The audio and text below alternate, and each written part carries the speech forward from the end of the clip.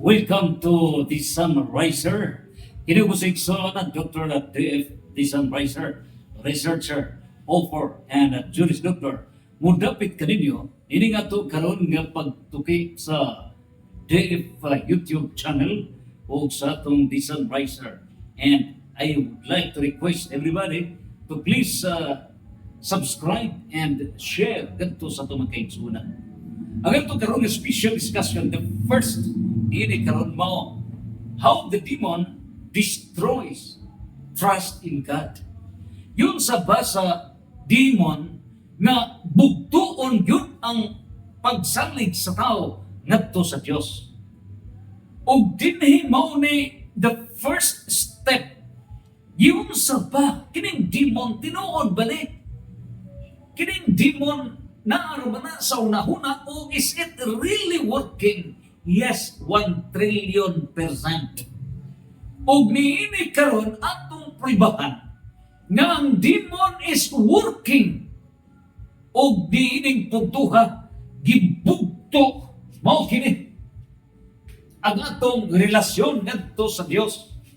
Gibugto kini pinaagi sa pagbugto, cut off the trust in God, pagsalig sa tao ngadto sa Dios, gibungkag kini. Now, giyon sa pagbungkag, pinaagi sa pagbungkag sa divine plan. The trust of God is destroyed by destroying the divine plan. Ug sa padiay ang plano sa Dios. Ang plano sa Dios mao ang usa ka deathless society. Nga kining kalibutan mahimo kining paraiso ug ang katawhan mamahimong mga santos, the saints in heaven, mga santos, gibungkag kini. Nagyun sa ba kini pagbungkag, dunay upat ka mga pamaagi ni Satanas, demonic operations, for demonic operations na ang tanang katawhan sa tibuok kalibutan, the 8.2 billion people, masud yun nining kingdom of Satan in this planet Earth. O dinhin kini nato mapribahan sa ato karon pag-research sa exorcism pinaagi ni Reverend Father Darwin Gitgano diya mismo sa Exorcism Center sa East Malinaw, Lila, Bohol, Philippines. Nini karon gidayag ni Father Darwin Gitgano nga upat gatuot ag walo upat di ay kapaagi nga ang demons, daghaning mga demons, nga working kini sila. Dili ni basta-basta. So, upat kini kapaagi nga sila naglihok nining kalibutan. Number 1, demonic infestation. Unsa ba kining demonic infestation? Ang mga demonyo mo sulod ka na ngadto o tulo ang sudlan ining demonic infestation. Musud sa mananap. Nainumdum ka mo diha sa balaang kasulatan, nga ba ang mga Muslim dili mo kaon og baboy o uban pa. Tungod kay naa ka na silang Quran, naasab ka na sa Bible nga ang demon misuod sa baboy. Sumihanyo ang mga demonyo kung pagwaon ka mo, pagwaon sila gikan sa katawhan, musud sila sa mananap, sumisud sa baboy. And that is infestation. So tulo ang sudlan ini sa demon gitawag og infestation, demonic infestation. Kung dili sa mananap, adto ka na musulod sa location, usa ka lugar. So nining puntuha, nasayod pa kita nga kining kalibutan, mao kini gihugnuan sa mga demons. O mao kini hinungdan nga diha sa Revelation chapter 11 verse 15, unsay giingon sa Dios, moabot ang panahon nga kining kalibutan mahimong holy habitation. Unsay holy habitation? I-exorcise, himuong balaan ang tibuok kalibutan, papas ang tanang mga demonyo. Exorcism. Mao kini ang demonic infestation sa mga lugar. Mao na kung doon na tayo balay, kung asa kita paingon, blisingan kining tanan sa kapalian. Location. Ikatulo, object. Sumusod ang demon sa object. Mao na nga dunay unsa may mga timailhan nga ang demon musod sa mga butang. Naa kana mao na gitawag og demonic infestation. So kung ang demon niya sa mga lugar, then ang tao maapil niya demonic infestation. Musod sa mananap, or musod diha sa object, or butang, or sa lugar. Ikaduha, mao kini ang demonic possession. Mao ni atong ang akong sabot kaniadto nga ang exorcism adto ra na sa katong kita mo kurog, mo singgit, mo hilak, mahimong kusgan. Gato ko kana ra exorcism dili diay upat day kaskop sa exorcism kapihan. So napakasikat ni ini kining demonic possession kay ang babae, ang tingog sa babae mahimo naman tingog sa laki. Unya ilabihan ka kusgan lima ka butabang asahon ka na. That's demonic possession. Ug mao kana ang demon sa spiritual nature nga musud gyud na sa lawas person being possessed. Mao nay demonic possession, gipossess sa demonyo. Mao nay klaro nga mausab gyud siya. Ikatulo, mao kining gitawag og demonic oppression. So kining demonic oppression, kung ang demon makasud na sa tao, makontrol na siya, either demonic possession or demonic infestation, nga ang demon naa sa imong balay, naa sa imong kiliran, naa ang place, na ay demonic infestation mo nang masakit ang tao, gitawag ka na siyang demonic oppression. O kaha, ang butang nimo sa imong kiliran ang utsa, nasudlan ka na sa demon, mao ka na hinungdan nga na kay demonic oppression. Ang demonic oppression, mao ka ng demon nga dunay makahatag og sakit. So, gipadayon ni Father David Gitgano, gaduha ang general nga hinungdan sa sakit sa tao. Natural cause. Ang natural cause, masulbad na sa mga doctors. So, medical solution. O ang dili yun masulbad sa mga doktor. At ang inyo mga igalang itaganta o mga pagpadayag in our investigation, in our documentation, ngadto na sa lugar ni Father David Gitgano, Exorcism Center, tuwag yun nato documented ang mga nagkadaiya ng mga encounter sa demon. Nga ninig tutuha karon demon oppressed. Mahitabo nga duha ka klase ang sakit.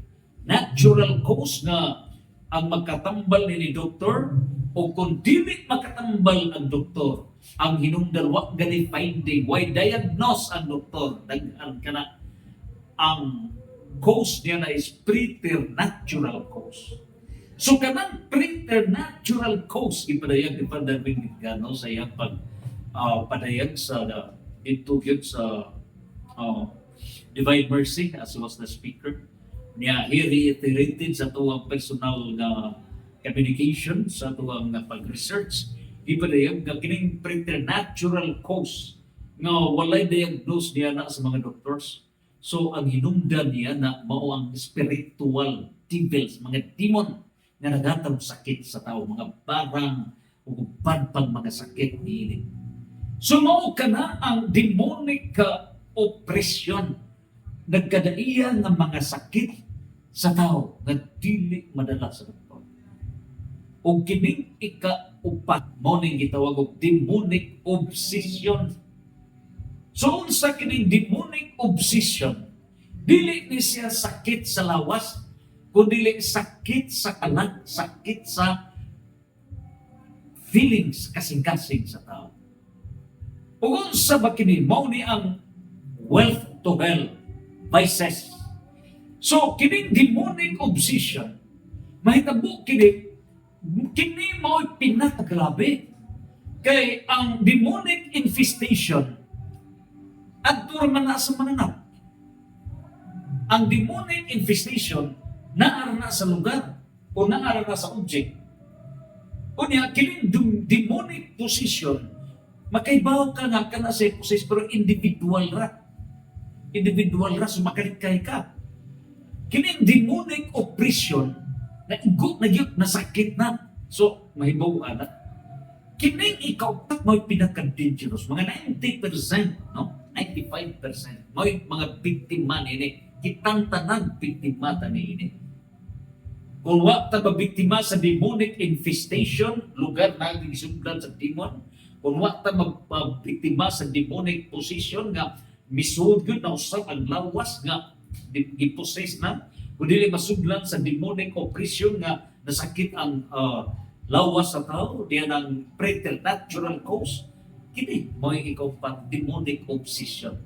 Ang demonic obsession, ang lawas kalag sa tao, gisuglan sa any or combination of the 7 principal demons.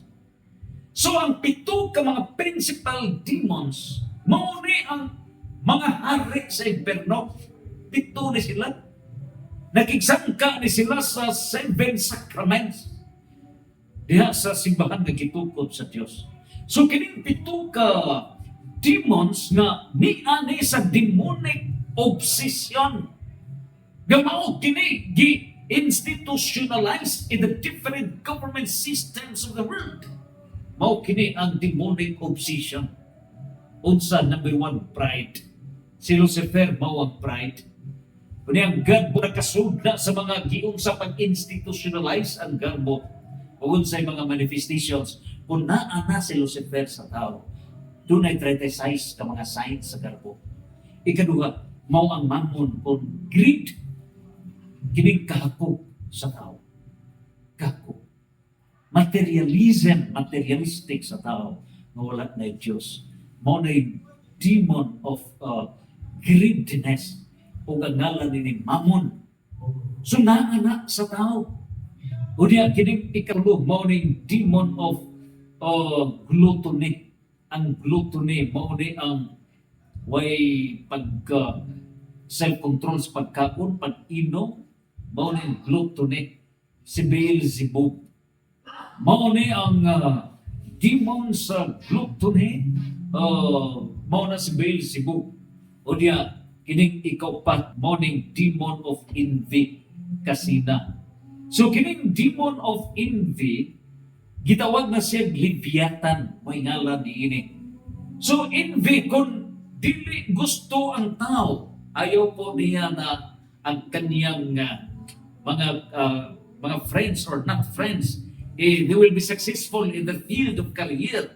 They do not want. They are so very sad seeing the progress of other people. Dili sila gusto nga malipay o mahimong magbanang puso ng atong kaigsunan.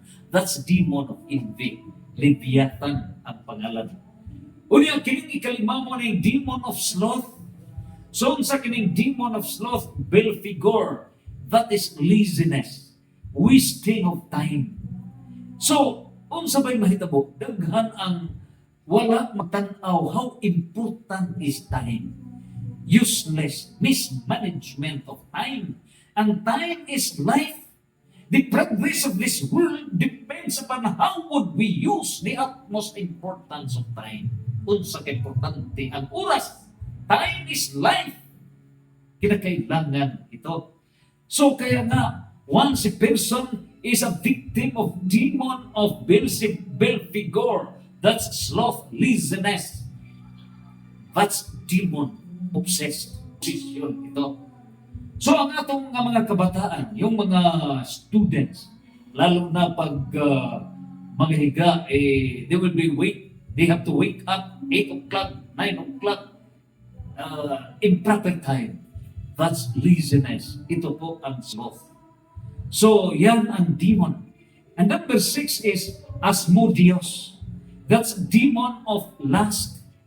This demon of lust, that's the demon on how sex is improperly used and applied. That's demon of lust. And this is kining demon of lust. Gihimo kini sa gender ideology, lesbianism, homosexuality, LGBT to same-sex marriages. divorce, lahat, premarital sex, pornography, etc. So mao kini ang demon of lust, and this is socialized. Meaning putuha, that's demon. Unya karon ang atong mga programa, grabe. Kini di ay Encantada, kini di ay yun a person, a man wearing feminine dress, that is demon obsessed, demon possessed. Mauday ka na ang sign. So kung ang lalaki magbistida o babae, demon obsessed, demon possessed. The demon is living with the person. Mau ka na ang Asmodeus. Wag na nagkabantay nga gi-obsessed na ka na, gi-possessed na sa demon. O diya ang mga tao sa butanaw mo abiba pa, they are obsessed by the demon. And this world is possessed, obsessed by the demon. And number 7, morning, Ammon. That's the demon of wrath or anger, kasilab, unforgiveness, ubad pa. So mao kini ang pito ka mga demons, the kings, the princess of hell. Mao ni nagsud sa utok ug sa kasing-kasing sa tao.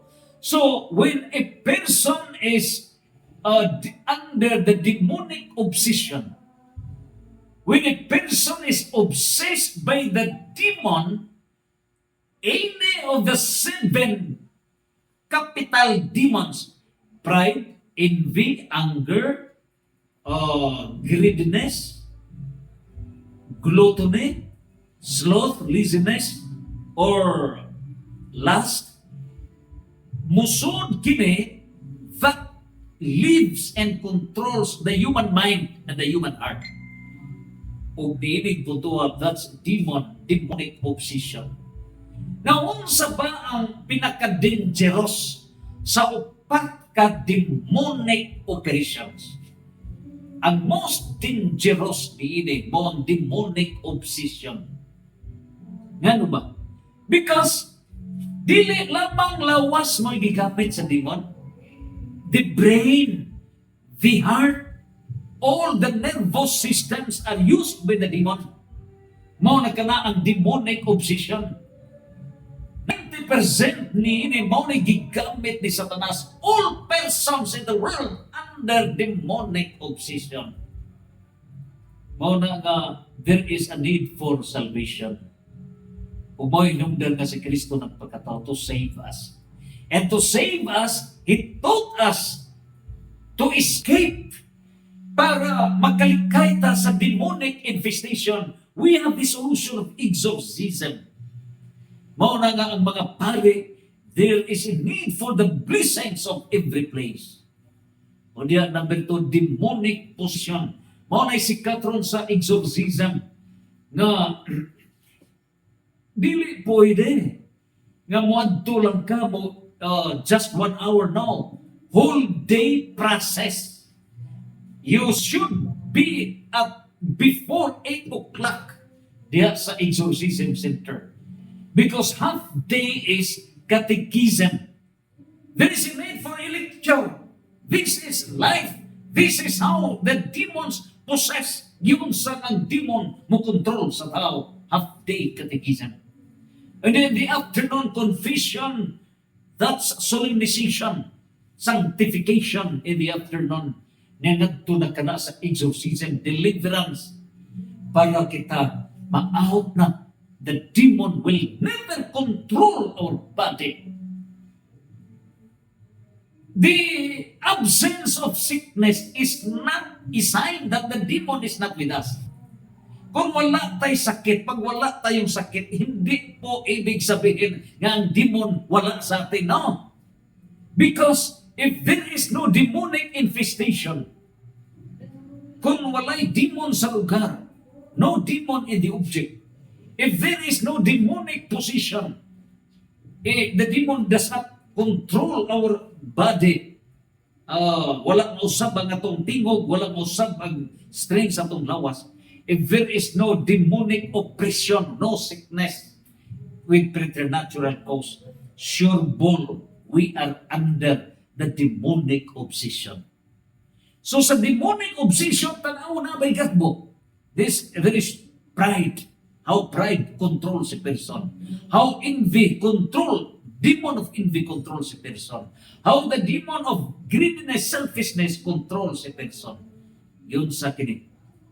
How the demon of lust kaulag na control sa tao. How the demon of laziness controls a person. And how the demon of gluttony na control sa tao. The demon of anger, the demon of envy na control sa tao.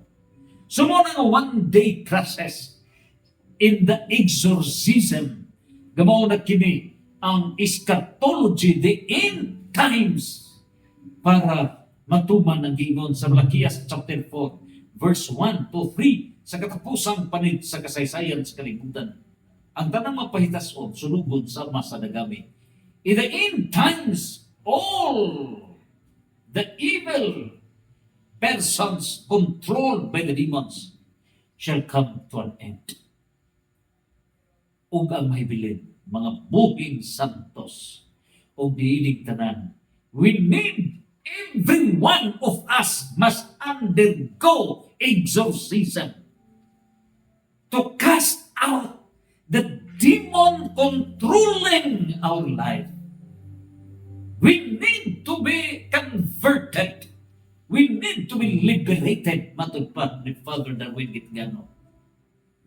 What is important? Liberation, maluwasta, against the control of demon. And it is really realistic. Tinuod kini atagi sa daghang mga testimonies nga itong ipadayag niya. Ninyo ang Diyos magauban kanato, santos, santos, santos, fiat